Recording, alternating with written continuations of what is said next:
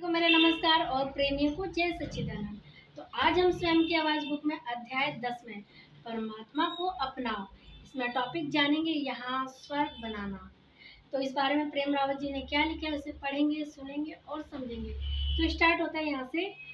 आपकी जो भी मान्यताएं हैं, बिल्कुल इस समय पृथ्वी पर आपके लिए एक स्वर्ग है, एक ऐसा स्वर्ग जिसे संजोने और अनगिनत तरीकों से उसका आनंद लेने की जरूरत है।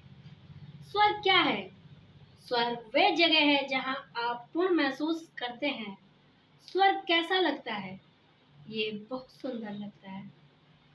हम इस स्वर्ग का सामना तब करते हैं जब हम अपनी आंखें और अपना हृदय इसके लिए खोलते हैं, जब हम इसे यहीं और अब में महसूस करते हैं, जब हम आज इस धरती पर होने की सुंदरता को स्वीकार करते हैं।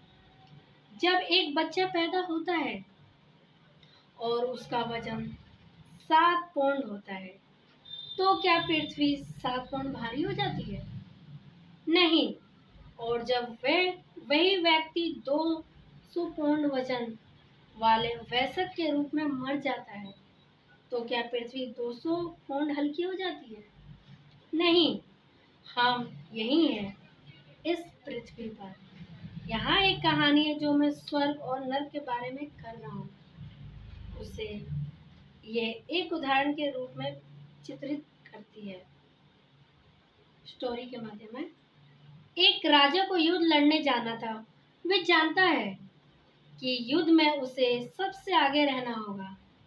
हमारे आज के कुछ राजनीतिक नेताओं के विपरीत, जो युद्ध शुरू करने के लिए जो जल्दी में हो सकते हैं, लेकिन लड़ाई के कहीं निकट भी नहीं होंगे। राजा जानता है कि ये खून खराबे का समय है। रात भर वह सोचता रहा, शायद मैं युद्ध में मर जाऊं, और अगर मैं मर जाऊंगा तो क्या मैं स्वर्ग में जाऊंगा या नर्क में जाऊंगा? लेकिन स्वर्ग क्या है और नर्क क्या है? रात भर यही सिलसिला चलता रहा। सुबह राजा अपने सुरक्षा कवच पहनता है, हथियार उठाता है, अपने घोड़े पर चढ़ता है। उसकी सेना उसके पीछे खड़ी हो जाती है और वे सब युद्ध के मैदान की ओर बढ़ जाते हैं। उस पूरे समय उसके दिमाग का एक हिस्सा उन्हीं सवालों में घूम रहा है, स्वर्ग क्या है, नर्क क्या है? फिर जैसे ही वे जा रहा था, उसने देखा कि एक बहुत सम्मानित संत दूसरी तरफ जा रहे हैं। वह संत के पास सरपट घोड़ा दौड़ाता है और उसके पास जाकर उससे कहता है, रुकिए, मैं आपसे 2 प्रश्न पूछना चाहता हूँ। स्वर्ग क्या है, नर्क क्या है? संत कहते हैं, मुझे देर हो रही है, मेरे पास आपको जवाब देने के लिए समय नहीं है। राजा ये सुनते ही गुस्से में आ जाता है। क्या आप जानते हैं मैं कौन हूँ? मैं राजा हूँ। आपके पास अपने शासक के लिए समय नहीं है? ये कैसे हो सकता है? और उसे और गुस्सा आ रहा है। संत राजा की ओर देखते हैं और कहते हैं, राजा, तुम इस समय नर्क में हो। राजा इस बारे में सोचने के लिए कुछ समय लेता है। ठीक है, वे सही कह रहे हैं। वे वास्तव में ज्ञानी है।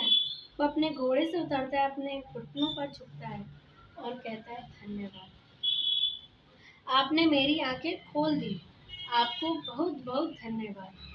संत उसकी ओर देखते हैं और कहते हैं, राजा, अब तुम स्वर्ग में हो। आप देखिए, उन्होंने केवल 3 बातें कही, लेकिन उन्होंने राजा के सबसे बड़े प्रश्न का उत्तर दे दिया। स्वर्ग और नर्क का जिज्ञासा कहाँ थी? उसी में। ये नर्क कहाँ था? उसी में। जब भ्रम, क्रोध और भय होता है तो आप नर्क में होते हैं।